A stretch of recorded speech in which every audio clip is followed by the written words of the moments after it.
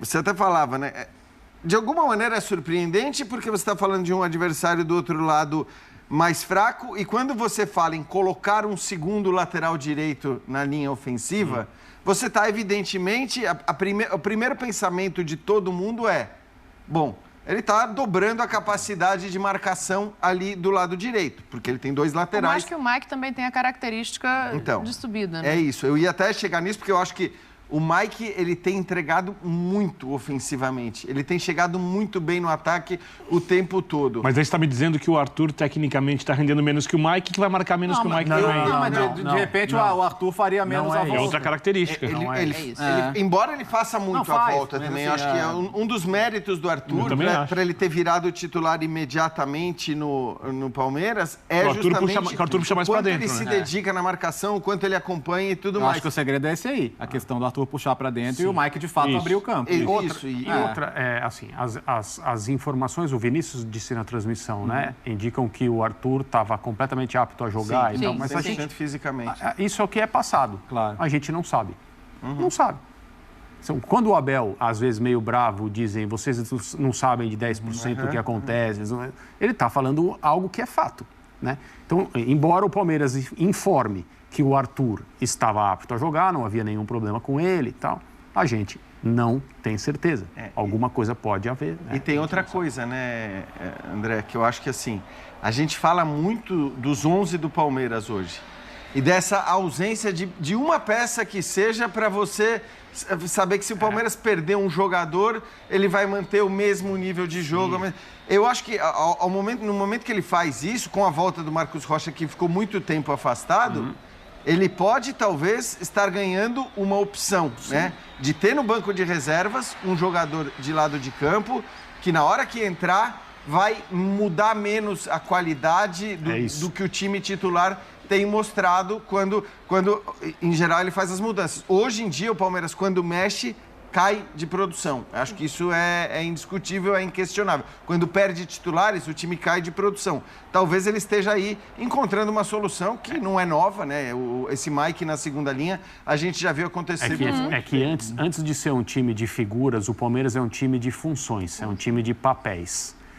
E aí, quando aparecem 2 laterais direitos em campo com papéis diferentes, a gente tem uma equipe na mão de um técnico que não tem problema nenhum em fazer essas adaptações, mesmo que para isso ele deixe um jogador que todo mundo achava que ia atuar fora dessa partida.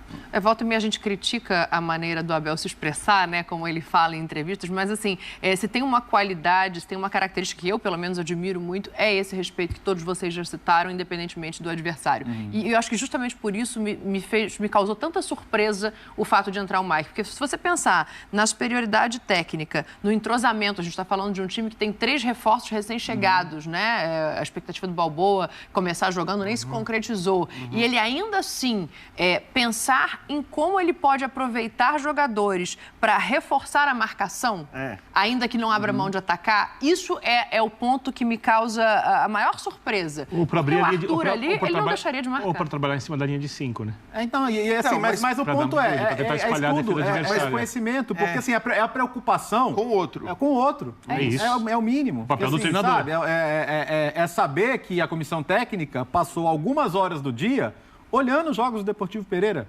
Peraí, como é que o Deportivo Pereira passou... Porque agora sim, nossa, que é o nível do time que está nas quartas de final. Sim, é o time que estava no grupo do Colo-Colo, que é um campeão de Libertadores do passado, que tirou o Del Valle, que é o último campeão da Sul-Americana, quer dizer, tá lá, né? Ninguém caiu de paraquedas, tá lá o Pereira nas quartas de final. O que ele fez para estar nas quartas de final? Como esse time joga?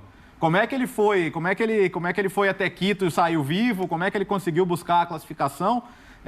Esse time não é um time sem virtudes, é um time tecnicamente muito inferior, mas algo ele fez para estar ali. Então, o mínimo que você tem que fazer é estudar e entender que, dentro do que eu tenho, como é que eu posso me impor. E o Palmeiras se impôs, e se impôs com extrema facilidade. E também me parece um outro recado, só consigo jogar neste nível, só consigo jogar, não me lembro exatamente agora as palavras, mas 100% ele dá a entender quando perguntado sobre poupar ou não, né, Jean? O que você tirou daí? Pois é que eu acho que ele, e é verdade, a gente vê como ele se comporta, inclusive em jogos, né, que eventualmente o Palmeiras já está numa situação tranquila, confortável, e acho que até o desequilíbrio dele muitas vezes demonstra isso. que ele encara todo o jogo dessa maneira. O que não responde à pergunta que foi feita, e acho que foi proposital dele, né? Não responde à pergunta em relação a poupar os jogadores na partida de volta. Eu acho que ele pode, evidentemente, ter essa maneira e esse pensamento de encarar o Deportivo Pereira do jeito mais sério, com a maior intensidade, com a maior força e vontade possível no jogo de volta, só que mudando, sei lá, 60% do time. Eu acho que pode ser que isso aconteça. A pergunta foi feita muito mais nesse sentido, né? Para dizer, você vai de repente focar agora nessas próximas rodadas no Campeonato Brasileiro, já que dá para mexer no time contra o Deportivo Pereira? Ele falou, eu só sei jogar com o máximo. Mas o máximo não significa escalar sempre os 11 titulares. Claro. Né? E esse ano mesmo, né? Quando ele estava na final do estadual, ele jogou com aquele time que jogou contra o Bolívar e perdeu. Quer dizer, não é que ele é ferro e fogo também, né? Claro. Se as circunstâncias assim impuserem. E eu acho até que talvez o máximo nesse jogo da volta seja mudar uma meia dúzia de jogadores, porque os caras que vão jogar talvez encarem o jogo de maneira mais como não vitrine, né? Porque acho que ninguém precisa se mostrar pro Abel, mas com uma gana maior, uma gana maior. Acho que é absolutamente normal que seja assim. Mas ele não vai falar. Isso me parece muito óbvio. E olha que ele falou bastante, né? Hoje ele conseguiu analisar o jogo e as próprias perguntas. Ele tem um jogo com o Vasco no final de semana. O Vasco em ascensão. Sim. Um jogo que pode ser mais difícil. Certamente vai ser mais difícil do que foi esse jogo. Deportivo Pereira. Depois ele tem um jogo em Itaquera contra o Corinthians. Ambos são adversários difíceis, mas acessíveis para o Palmeiras. E depois ele tem um jogo contra o Goiás. 9 pontos, imaginando que o Botafogo não vença, não estou dizendo que não vai vencer, um dos seus jogos, a distância vai diminuindo. Se ganhar os 9 pontos, o Botafogo empatar um dos seus 3 próximos jogos, cai para 9 pontos a diferença. E, com o Botafogo é um time que não ganha campeonato há muito tempo, se essa diferença cai para 6, 5, 2 rodadas, ali gera-se um nível de tensão diferente. O Abel sabe disso. É óbvio que a prioridade é a Libertadores, porque é um campeonato maior e mais acessível que ele tem à disposição. Porque é muito mais fácil para o Palmeiras hoje, ou muito menos difícil, ganhar a Libertadores do que ganhar o Campeonato Brasileiro. O Campeonato Brasileiro é o campeonato mais difícil que qualquer time brasileiro disputa na temporada hoje em dia. A Libertadores ela é mais fácil, só que ela tem as suas subjetividades. Você pode fazer um jogo ruim, ser eliminado, pode ter um dia ruim e cair, né? Você pode fazer uma final ruim, que é jogo único, e perder uma final contra uma equipe pior, quer dizer. Então, tudo isso faz parte do jogo. O campeonato de pontos corridos ele permite um pouco mais de oscilação. Mas eu acho que o Palmeiras não pode desistir do Campeonato Brasileiro. E colocar o time principal contra o Deportivo Pereira, nesse momento, no jogo de volta, não é desistir, mas é colocar muito em segundo plano uma coisa que está bem difícil, mas não inacessível. E o clássico, por si só, tem um tamanho, independentemente de disputa por Além título, disso, né? E não que ele vá colocar o clássico acima de tudo. Ele muito corretamente, quando estava perto de final de Libertadores, poupou em clássico e foi contra São certíssimo. Paulo. Mas aqui tem um contexto dentro do campeonato que ele é absolutamente especial.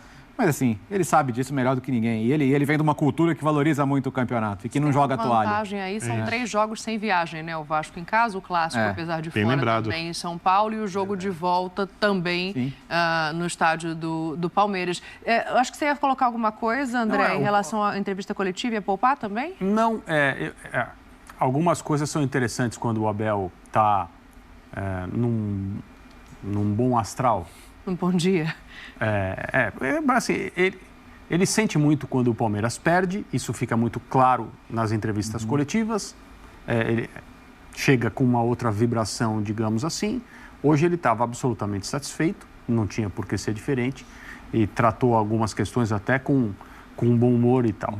Mas, especificamente em relação ao que a gente discutiu aqui, a mudança que ele fez hoje, que ele fala que foi uma mudança grande de ordem tática e os jogadores tiveram a sabedoria de interpretar da maneira que ele queria e fizeram em campo aquilo que ele pediu, ele disse, não posso falar, mas depois ele falou. Né? O que talvez ele não tenha falado, de novo, alguma coisa em relação a, por exemplo, eu estou supondo aqui, parte física do Arthur, ou a necessidade de segurar o Arthur especificamente por uma partida, mas em relação ao movimento que o Arthur faz naturalmente, questão de pé direito, pé esquerdo, movimento diagonal de fora para dentro, e ele queria hoje um jogador muito aberto por causa da linha de 5 do Pereira, está explicada a decisão, foi uma decisão que Não o resultado de 4-0 reivindica, mas a forma como o Palmeiras jogou.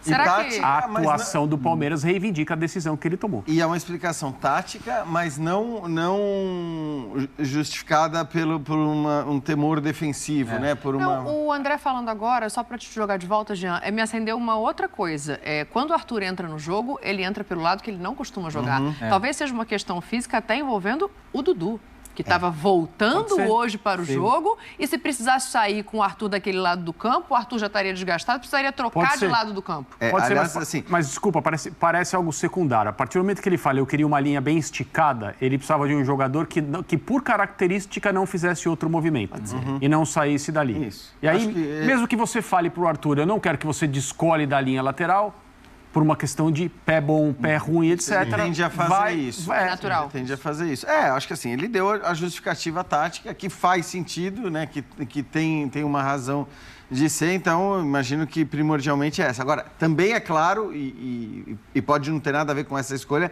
mas também é claro essa preocupação que ele tem com o Dudu. Né? E achei até que o Dudu hoje, depois de um tempo afastado, voltou bem para o jogo, né? Fez boas partidas. Ele estava nos últimos jogos todos que ele entrou, e aí acho que até veio a história da panturrilha e tal, ele esteve abaixo, muito abaixo da média do Dudu.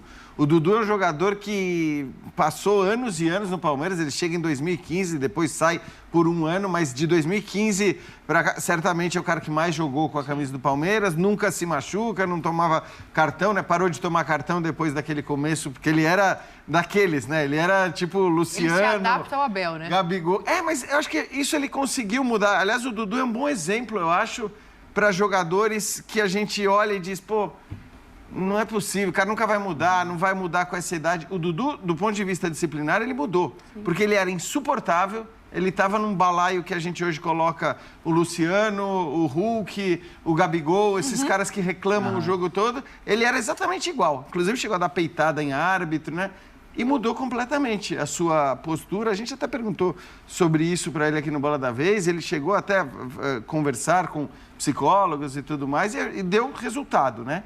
Mas, tirando isso, assim, era um cara que jogava o tempo todo, que jogava sempre.